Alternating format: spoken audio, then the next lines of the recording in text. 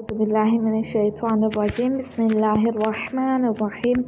Rabbi इश्रह ली सदरी व यस्सिर ली अमरी वहलुल उक़दतम मिन लिसानी यफ़क़हू क़ौली। अस्सलामु अलैकुम। आज का हमारा दर्स मसला नंबर 735 से है। ठीक है,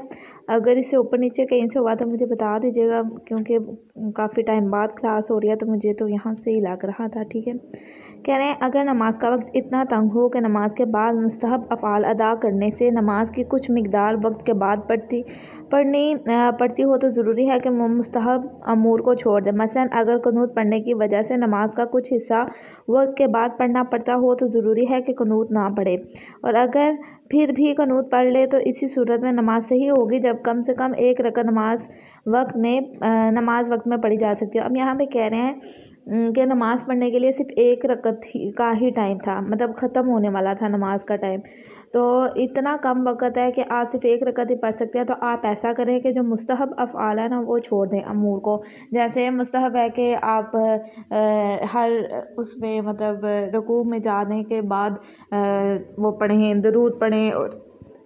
सजदे के बाद दुरूद पढ़ें, तो ये कह रहे हैं, और कुनूत पढ़ना ये मुस्तहब है। तो ये कह रहे हैं अगर आपके पास टाइम थोड़ा तो आप ये बेशक ना भी पढ़ें तो कोई मसला नहीं है, लेकिन अगर आप पढ़ लेते हैं तब भी आपकी नमाज सही होगी।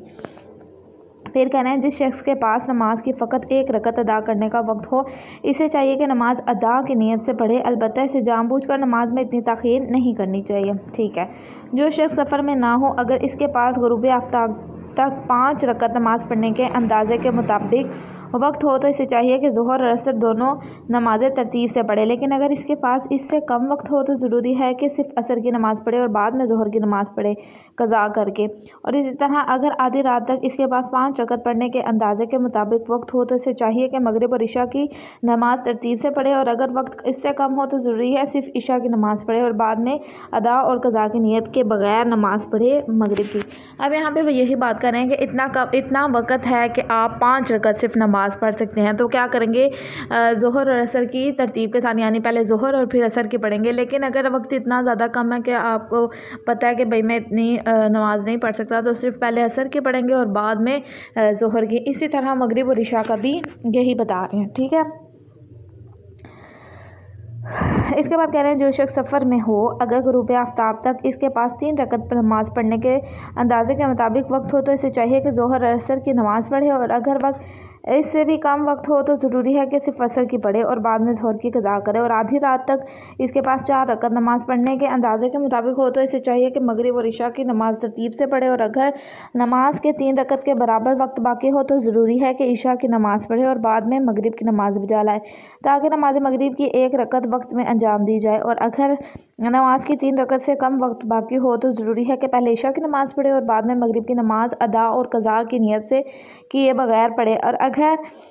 इशा की नमाज़ पढ़ने के बाद मालूम हो जाए कि आधी रात होने से 1 रकत या इससे ज़्यादा रकतें पढ़ने के लिए वक्त बाकी है तो इसे चाहिए कि मगरिब की नमाज़ फ़ौरन अदा की नीयत से बजा लाए। ये भी वही बात है कि अगर आपके पास इतना वक्त है कि आपको पता है कि आप कम से कम 1 रकत भी पढ़ सकते हैं तो आप उसमें पढ़ें और अदा की नीयत से ही होगी। लेकिन मिसाल के तौर पर आपके पास टाइम है अभी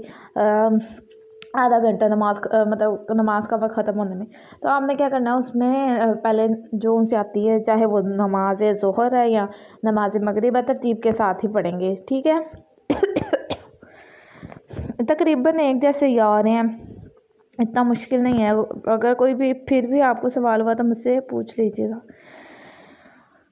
फिर कह रहे हैं इंसान के लिए मुस्तहब है कि नमाज अव्वल वक्त में पढ़े, और इसके मतलब बहुत ज़्यादा ताकीद की गई है, और जितना अव्वल वक्त के करीब हो बेहतर है, मासवा इसके कि इसमें ताख़ीर किसी वजह से बेहतर हो। मसला इसलिए थोड़ा सा इंतज़ार करें कि नमाज जमात के साथ पढ़ेगा, इस शर्त के साथ फजीलत का वक्त गुजर ना जाए। ठीक है, ज़्यादा ज़रूरी है कि वक्त पहले अव्वल वक्त पढ़ें और ताख़ीर ना करें, लेकिन अगर कोई वजह है तो फिर ताख़ीर कर सकते हैं। फिर कह रहे हैं जब इंसान के पास कोई ऐसा उज़र हो کہ اگر اول وقت میں نماز پڑھنا چاہے تو تیمم کر کے نماز پڑھنے پر مجبور ہو، تو اس صورت میں اگر وہ آخری وقت تک عذر کے دور ہونے سے مایوس ہو یا اس بات کا احتمال ہو کہ اگر تاخیر کی تو پھر تیمم بھی نہ کر پائے گا، تو اول وقت میں تیمم کر کے نماز پڑھ لے۔ لیکن اگر مایوس نہ ہو تو ضروری ہے کہ انتظار کرے اور اس کا عذر دور ہو جائے یا عذر دور ہونے سے مایوس ہو جائے، اور اگر اس کا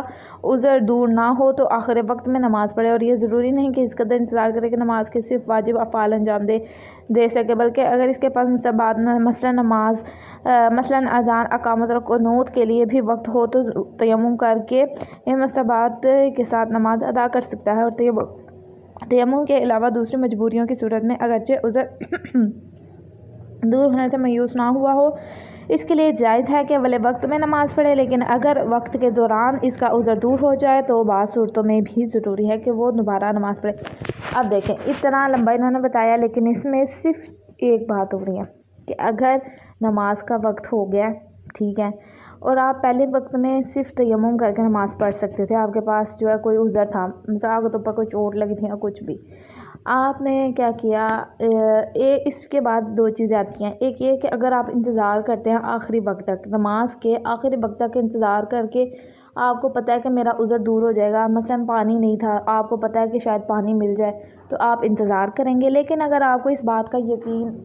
تھوڑا بہت بھی آپ کو احتمال نہیں ہے کہ نہیں شاید پانی نہ ملے، تو آپ کے لیے ضروری ہے کہ آپ پہلے ہی تیمم کر کے نماز پڑھ لیں۔ اور اگر آپ کو یقین ہے کہ پانی مل جائے گا تو آپ انتظار کریں، اگر نہیں بھی ملتا تو اینڈ پہ تیمم کر کے اتنی دیر پہلے کہ آپ اس مستحبات کے ساتھ آرام سکون سے نماز پڑھ سکتے ہیں، تیمم کر کے نماز پڑھ لیں، ٹھیک ہے۔ پھر کچھ کہہ رہے ہیں چیزیں ہوتی ہیں جس کی وجہ سے باطل ہو جاتا ہے اور اس کے لیے پھر نماز دوبارہ پڑھنی پڑے گی، وہ آگے بتا رہے ہیں۔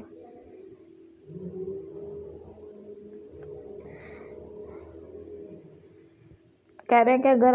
بعد میں آپ کو پتہ لگتا ہے کہ شاید نماز باطل ہو گئی تھی، آپ نے لیٹ کرنی ہے کچھ، تو پھر دوبارہ قضا کرنی پڑے گی۔ پھر کہہ رہے ہیں اگر نماز کا وقت وسیع ہو یعنی زیادہ ہو اور قرض خواہ بھی اسے قرض کا